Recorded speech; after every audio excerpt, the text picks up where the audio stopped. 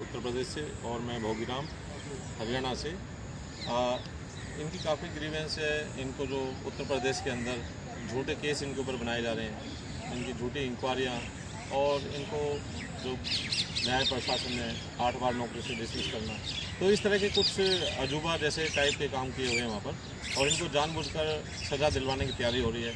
तो इन्होंने काफ़ी कंप्लेंट भेजी हैं। इनसे पता करते हैं कि इन्होंने क्या क्या कार्रवाई की है अब तक और ये पिछले 10-15 साल से क्यों लड़ रहे हैं, क्या मामला है, क्यों सुप्रीम कोर्ट में आए हैं। ठीक है, आइए।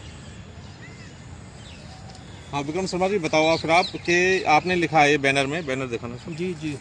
23 खानदानी गुंडों के सहारे बुलंदशहर की अदालत पर पूर्व एसएओ जयप्रकाश शर्मा का पिछले 20 वर्षों से कब्जा। इसकी हेडलाइन का क्या मामला है, ये क्यों आपने ऐसा लिखा है? ये सही लिखा है। एक ही परिवार के 23 लोग और उससे ज़्यादा ही बैठेंगे, उससे ज़्यादा हैं, 23 से भी ज़्यादा। एक ही परिवार के लोग कचहरी में सर्विस कर रहे हैं, एक दूसरे को बुला लेता है नौकरी में कि देख कचहरी में जज साहब हमारे हैं, तू भी आजा नौकरी कर ले। तो ये परमानेंट है या टेम्परेरी भी लोग हैं या बंधुआ मजदूर भी हैं? हाँ, इसमें बंधुआ मजदूर भी हैं, बंधुआ औरतें भी हैं, बंधुआ औरतें भी इसमें मौजूद हैं, बंधुआ मजदूर ही नहीं। अच्छा। जब देश आज़ाद हो गया गुलामी से, तो कचहरी के अंदर बंधुआ व्यक्ति का मतलब क्या रह गया? ये यहाँ पे धंधा चलता है, बंधुआ रखे जाते हैं। कोई नाम बता सकते हो जो लेडी बंधुआ है वहाँ पर, कोई उसका थी पहले कभी या होगी? निशा शर्मा नाम की एक लेडीज बंधुआ रही है और पुलिस ने उसकी रिपोर्ट दी है। रवि सहगल वहाँ का आईओ था, उसने रिपोर्ट दी है, कि हम यहाँ पे ये निशा नामक महिला यहाँ पे बंधुआ मजदूर है। अच्छा। उस बंधुआ मजदूर के बारे में हमने हाई कोर्ट को बताया, लिखा, हमने लोअर कोर्ट में बताया, लोअर कोर्ट बुलंदशहर, ये हटा दो, मैंने हटाओ चलो। लोअर को ये बैरिकेड को यूज नहीं कर सकते। नहीं कर रहे जेब में डालो अभी गए भी। बंधुआ मजदूर कचहरी में मौजूद हैं, बुलंदशहर की कचहरी में, पूरी यूपी में मौजूद हैं, बिहार में मौजूद हैं, पंजाब में मौजूद हैं। हम इस मामले में हाई कोर्ट चीफ और सुप्रीम कोर्ट के चीफ जस्टिस को भी सूचना दे चुके हैं। अच्छा। हमारा कितनी कंप्लेंट करी है आपने? कंप्लेंट बहुत सारी करी है, करीबन मैंने 100 से ज़्यादा पत्र तो मैंने लिखे हैं। अच्छा। और मैं घायल होकर भी सुप्रीम कोर्ट आया, जब भी मुझे न्याय नहीं मिला। तो अभी जब आप आज आए हो, आज कोई एप्लीकेशन वगैरह दी है आपने? आज हाँ, मैंने ये एप्लीकेशन दी है यहाँ पे, माननीय चीफ जस्टिस के लिए मैंने एप्लीकेशन भेजी है।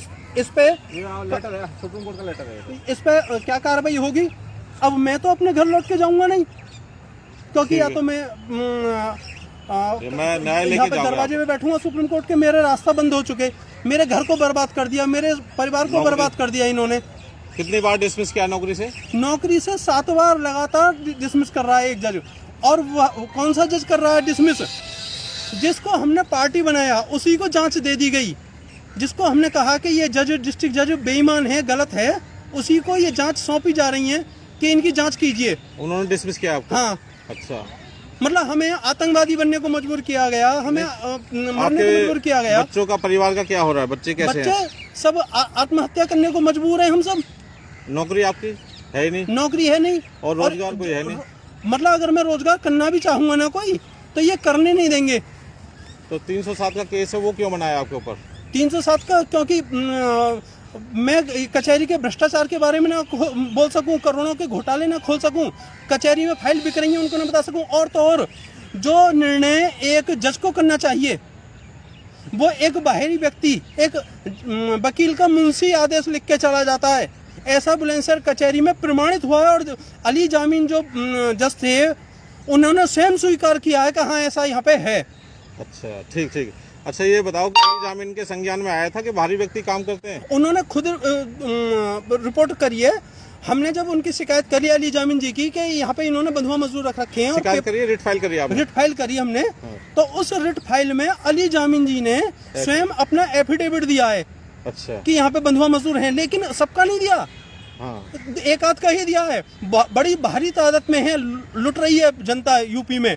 अच्छा, नकल के क्या हिसाब है वहाँ पर? नकल का क्या? नकल का ये है कि 10 गुना नकल, अगर हम किसी पेपर की नकल निकालते हैं, नकल सवाल डालते हैं, तो उसमें 10 गुना शुल्क बढ़ा दिया गया है। ऊपर से वकील साहब को भी पैसे देने हैं, तो कितने वकील पैसे साहब लेते हैं? मान लो एक पेपर निकालना है तो कितनी टिकट मैं लगाते बताता हूँ। वकील साहब के बाद में फिर जो ऑफिस है उसमें भी पैसे देने, और सबसे महत्वपूर्ण चीज ये है कि फोटो स्टेट के पैसे हम जमा करते हैं, लेकिन फोटो स्टेट हमें बाहर से करवा के लानी पड़ती है। अच्छा, ये भी हो रहा है वहाँ हाँ, ये भी हो रहा है। पर? तो कितने रुपए की टिकट लगाते हो एप्लीकेशन पे वहाँ पर? एक एप्लीकेशन पर 100 रुपए की तो टिकट लगेगी। अच्छा। फोलियो लगेगा, उस पर टिकट लगेगी 2 रुपए की। चाहे एक ही पेपर की नकल हो? एक ही पेपर की नकल हो, एक नकल लगभग हमें 250 रुपए में पड़ेगी। तो ये तो उत्तर प्रदेश की जनता को लूटने में लगे हुए हैं। ये आदेश उत्तर प्रदेश की मूर्ख जनता को लूट रहे हैं योगी जी। तो ये आदेश योगी गवर्नमेंट का है या हाई कोर्ट का है या सुप्रीम मैंने कोर्ट का वकील आदेश साहब है? से पूछा तो उन्होंने कहा कि ये गवर्नमेंट का आदेश है, गवर्नमेंट का? लुटवा रही है। अच्छा, उत्तर प्रदेश गवर्नमेंट का आदेश है ये? हाँ, कि नकल के न्यायालय के अंदर न्याय पाने पर हमें टैक्स देना पड़ेगा। अगर उत्तर प्रदेश गवर्नमेंट का तो भी ये गलत है, और सुप्रीम कोर्ट का तो भी। अच्छा, ये बताओ, महंगा न्याय। गरीब आदमी तो गांव के आदमी हैं, जो किसान हैं, जो बेचारे कितना मुश्किल से कमाते हैं, वो अगर वहाँ पर न्याय लेने आए तो वो तो मर लेंगे वहाँ पर। ये एक ऐसा प्रोसेस है इनका कि गरीब आदमी अब न्याय ना ले सके। हमारे संविधान में ये लिखा हुआ है कि चाहे एक मुलजिम छूट जाए, लेकिन किसी बेगुनाह को सजा नहीं होनी चाहिए, चाहे 100 मुलजिम छूट जाएं। लेकिन यहाँ पे क्या हो रहा है कि जबरदस्ती मुलजिम बनाया जा रहा है और उसको फिर तरह तरह से प्रताड़ित किया जा रहा है। जिस आदमी पे खाने के लिए 20 रुपए नहीं है, वो 100 रुपए नकल के वो 100 रुपए निकल के कहाँ से देगा, और वकील की फीस और रिश्वत, और फिर अपना काम छोड़ के जाएगा। ये सारा धंधा चल रहा है। फाइलें गायब हो जाती है। मेरी फाइल भी कई बार चोरी हुई है। अच्छा, कौन सी कचहरी मुझे अभी मैंने एक लेटर भेजा है। हाँ, कौन सी? 7 तारीख में। अच्छा, इसी 7 तारीख को 7/10 में। हाँ। वो भी मेरा गायब है। अच्छा। वकील साहब ने अभी बताया मुझे। इतना ही नहीं, उससे पहले भी फाइलें चोरी हुई हैं, और चोरी करके फिर हम पे केस बनाया जाता है, और उन्हीं अधिकारियों के यहाँ फाइल मिली है। तो ये 307 का झूठा केस है। आपने कुछ एप्लीकेशन लगाई इसमें? 340 के में मैंने 307 के में 340 की एप्लीकेशन लगाई। हाँ, क्या सबूत लगाया आपने उसमें? मैंने उसमें सबूत काफी सारे लगाए। जैसे मैंने लगाया कि बुलेट बरामद नहीं है, ऑपरेशन कहाँ हुआ इसका टाइम नहीं है, किसने ऑपरेशन किया इसका टाइम नहीं है, दवाइयाँ कौन सी दी गई उसका कोई ब्यौरा नहीं है। मतलब डिस्चार्ज रिपोर्ट पे हमारे खिलाफ 307 बनाई गई है। और इतना ही नहीं, 3 दिन बाद रिपोर्ट दर्ज हुई है। जो आदमी हमें पहचानता है, हाँ। उसने अपने एक पत्र में उसमें पुलिस ने लिखा है, जब पुलिस ने उससे बयान लिया घायल से कि तुम किसी के खिलाफ रिपोर्ट करोगे, तो कह रहा है मैं सोच समझ के रिपोर्ट करूंगा। यानी कि हमें पहचाना नहीं जब तक उसने। हाँ। और जज हमें जबरदस्ती सजा देना चाहता है। वो पेपर गायब हो गए, 3 दिन के पूरे मेडिकल के पेपर गायब है, पूरे पुलिस कार्रवाई के गायब है, और हम पे केस बना रहा है जबरदस्ती। गायब है या जबर सिंह ने पेश नहीं करे? नहीं, ये एक सिस्टम है, इसमें जबर सिंह तो है ही दोषी। हाँ। उसने तो गायब किए ही है, लेकिन इस जबर सिंह ने भी जो किया है, बुलंदशहर के अधिकारियों के दबाव में आकर, हाई कोर्ट के अधिकारियों के दबाव में आकर ऐसा किया है। ऐसे कैसे साबित हो सकता है कोई ये बात? साबित हो रहा है। आप मेरी वो देख लीजिए, मंगा लीजिए चार्जशीट। हाँ। चार्जशीट से पहले के पेपर कहाँ हैं गायब? चार्जशीट में अधूरे पेपर है सारे। चार्जशीट में अधूरे हैं, इसीलिए मैंने 340 लगाई। जो एक पढ़े लिखे देशभक्त जज की समझ में नहीं आई, हाँ। एक 5वीं क्लास के बच्चे की समझ में आ सकती है।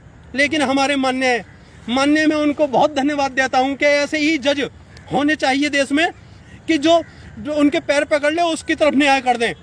अच्छा, मतलब पेपर नहीं देखते हैं वो जज? पेपर नहीं देखते, उन पर आता ही नहीं देखना। हाँ। एक बार कंपटीशन तो करवाइए। मैं कहता हूँ कि जो ऐसा तो नहीं लगता कि आपके जो बंद कमरे में सुनवाई हो रही है इसलिए न्याय नहीं हो रहा?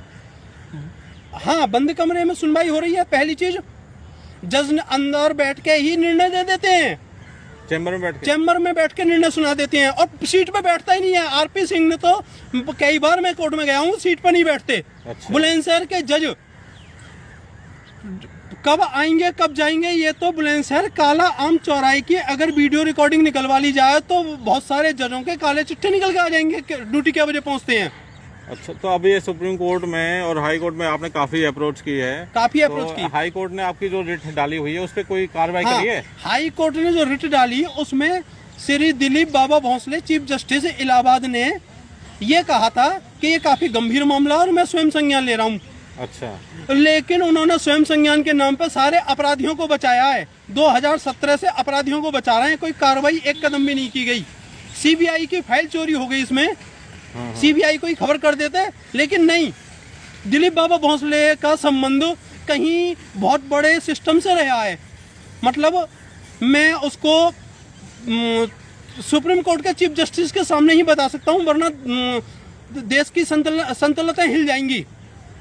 तो अब ये बताओ, जो आपने इतनी सारी कंप्लेंट करी हैं, तो उसमें आपकी डिमांड क्या है? यहाँ पर सीबीआई डिमांड मेरी डिमांड ये है कि मेरे सभी केसों को हाँ दिल्ली मंगा लिया जाए। Delhi high court, supreme court उस पर हाई कोर्ट में जो हमने रिट डाली है उस पर सुप्रीम कोर्ट स्वयं संज्ञान लेके इस पर हाई कोर्ट ने क्या कार्रवाई करी, और अगर स्वयं संज्ञान लेने की क्षमता अभी नहीं है या कोई कारण ऐसा है तो दिल्ली हाई कोर्ट में मेरे केस मंगा लिए जाएं, और मेरे रिट से संबंधित जो C-32-255-17 है उससे संबंधित जितनी भी फाइलें सब मेरी दिल्ली ट्रांसफर करवा ली जाएं। दूसरा कारण ये भी है कि अब मुझ पे यूपी में खर्च करने के लिए पैसे नहीं है। यूपी सरकार को कोर्ट में मैं पैसे नहीं दे सकता। तो फिर अब लड़ाई कैसे लड़ी जाएगी? ये लड़ाई पब्लिक से भीख मांगूंगा मैं, यहाँ पे कोर्ट में खड़े होकर, सुप्रीम कोर्ट के दरवाजे पे खड़े होकर वकीलों को पकड़ लूंगा कि भाई ये 1 रुपए दे जा, 2 रुपए दे जा।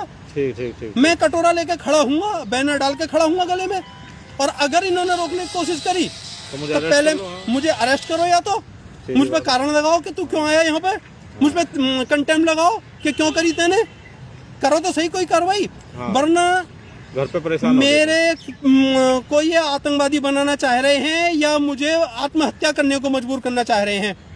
अच्छा। आप ही बताइए, जिसके सारे रास्ते बंद कर दिए जाएं, सड़क पर पीटा जाए, घर में पीटा जाए, उसको भरी अदालत में पीटा जाए, वो कहाँ जाएगा?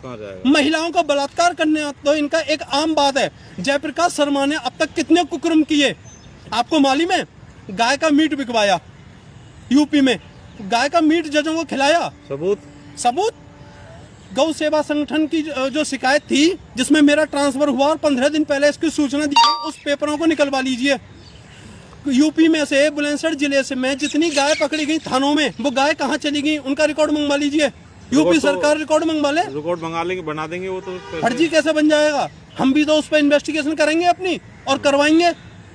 एक गाय फर्जी ला सकते हैं, 2 कई हजार लाखों में नहीं आ सकती। इतना ही नहीं, सीबीआई जांच तो इन्होंने गायब कर रखी है। जो 2005 में सीबीआई के लिए आदेश किया था, एक जज ने एक रिकमेंड किया था, उस जांच को इन्होंने गायब कर रखा है। क्या इलाहाबाद हाई कोर्ट बताएगी कि उस जांच में क्या आदेश हुआ और इस ये रिट क्यों दबी पड़ी है? कहीं ऐसा ना हो कि सभी जज इसके दोषी हो जाएं और कोई भी बच ना सके। कार्रवाई करना, मैं अधिकारी वर्ग से कहता हूं कि तत्काल कार्रवाई की जाए। तुम्हारे ऑर्डर अपलोड हो रहे हैं? मेरे ऑर्डर भी अपलोड नहीं होते। अच्छा। अपलोड नहीं कर, ये ऑर्डर जो है उन्हें कई दिन बाद करते हैं, अपलोड करते नहीं है बुलंदशहर में। अच्छा। ये छिपाते हैं उन्हें। अच्छा। मुझे तो जैसे दुखी करना है ऐसे कर रहे हैं ये। मुझे एक देश में एक खलनायक तैयार करा जा रहा है। एक ठीक है, आपकी जो है अब ग्रीवेंस है चीफ जस्टिस महोदय से है सुप्रीम कोर्ट में हाथ जोड़ के। मैं एक बात अपनी जरूर कहना चाहूंगा जो है कि मैं घर लौटना नहीं चाहता। चीफ जस्टिस जी, 1 दिन 2 दिन 4 दिन तो मैं अपना धैर्य बनाए रख सकता हूँ, यही रहोगे। लेकिन कहीं ऐसा ना हो कि एक व्यक्ति का धैर्य खो जाए और कहीं वो अरुण गोस्वामी जैसा कांड यहाँ पर तुम्हारे सामने न कर ले। अच्छा, ये तो पता नहीं कौन है। अरुण गोस्वामी ने अभी कुछ दिन पहले यहाँ पे आत्महत्या करी थी। मुझे प्लीज बचा लीजिए, मैं आपके हाथ जोड़ रहा हूँ। प्रधानमंत्री जी, मैं तुम्हारे हाथ जोड़ रहा हूँ। तुम्हारे देश में एक देश के नागरिक को न्याय नहीं मिल रहा, बल्कि टैक्स मिल रहा है। उस पर न्याय के नाम पे भी टैक्स लगाया जा रहा है। प्रधानमंत्री जी, आपकी भी जिम्मेदारी बनती है न्याय व्यवस्था को सुधारने की। सही बात है। आपका भी बहुत बड़ा दायित्व है। आपने 2014 में कहा था न्याय व्यवस्था को सुधारेंगे, लेकिन आपने एक कदम क्या बढ़ाया, बता दीजिए। आपसे और चीफ जस्टिस जी, आपसे मेरी प्रार्थना है कि तत्काल कार्रवाई कीजिए और हमें भूखा मरने से बचाइए। मैं आपको बारंबार धन्यवाद अदा करता हूं। कृपया मेरी आवाज़ सुन लीजिए और देश की जनता से मेरी प्रार्थना है कि आज अगर हम एक नहीं हुए तो कभी आपको और आपके बच्चों को न्याय नहीं मिलेगा। सड़कों पे बदतमीजी होगी खुलेआम। आज जो सुप्रीम कोर्ट का डर है उसे कायम रखवाइए।